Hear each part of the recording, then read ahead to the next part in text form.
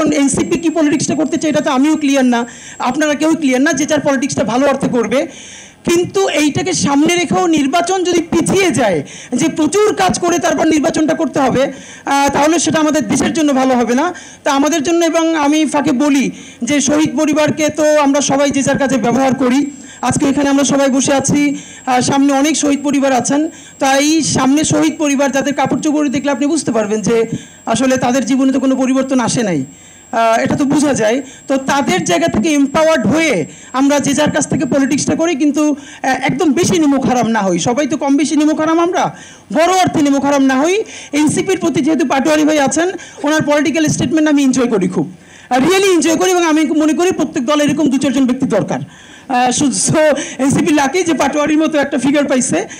তো আমি যেটা খুব এবার ভালো করে এটা বলতে চাই, দেখেন সামনে ইলেকশনে, এটা আমি এনসিপি পলিটিক্স করি না, কোনোদিন করবো কিনা সেটাও জানি না, কিন্তু বাংলাদেশের নাগরিক হিসেবে, জুলাইয়ের একটা ছোট শরিক হিসেবে আমার ভীষণ চাওয়া যে এনসিপি এই জায়গাটা, মানে আগামী 5 বছরের ইলেকশনটা শুধু চিন্তা না করুক, এনসিপি আগামী 50 বছরের পলিটিক্সটা বাংলাদেশে করুক।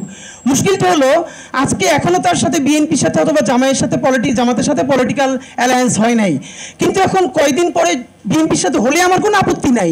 কিন্তু আজকে জুলাই সনদের ব্যাপারে যে বোল্ড স্টেটমেন্ট সে দিতে পারছে বা দেওয়ার চেষ্টা করছে, সেই ইলেকশনের জোট হয়ে গেলে সে কি তখন সেটাই হবে, নাকি তারা যখন মকাই করে বলেছিল যে এটা সংস্কার কমিশন নাকি সালাউদ্দিন কমিশন, তো তারাও কি সালাউদ্দিন ভাইয়ের পকেটে ঢুকে যাবে কিনা?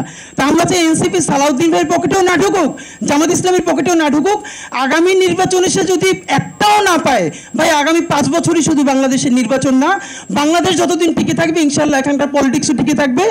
আমরা বরং চাই এই দুই বাইনারির মাঝখানে এনসিপির মতো আরও অনেক ফোর্স যারা নতুন একটা স্বপ্ন দেখাতে পারবে, এবং আমরা শত সমালোচনা করার পরও সেই ফোর্সটা জারি থাকা জরুরি। সবাইকে অনেক শুকরিয়া, আল্লাহ হাফেজ।